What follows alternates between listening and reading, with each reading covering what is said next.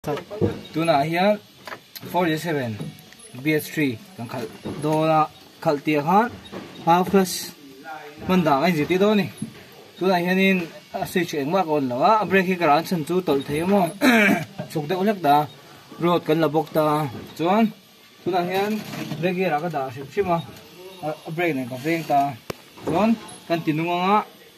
atol dan ve lo chin do ni o ya ati chui kan ha kang are da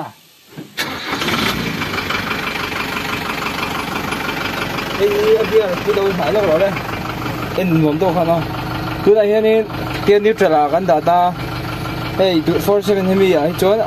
abe gear hi motor pa ai first gear omna hanom ta yan brake gear kan da ta ni le tu na neutral da cái rồi nếu cho nó đã lấy xin năng á mà tôi thấy gì cái nên xin năng nó cho cái này break cái thả xin thôi tôi không chụp quay nữa đến như thế là cái kia là cái đó tôi chết miệng rồi không thì lên thôi không nha một cái thế rồi không cái nó không mà xe ông nói là cấp thì ông luôn các bạn tu na lang biro abrek le kas kara kokta ni chuan chemi malam to mi lawa bek thau ka du ta ni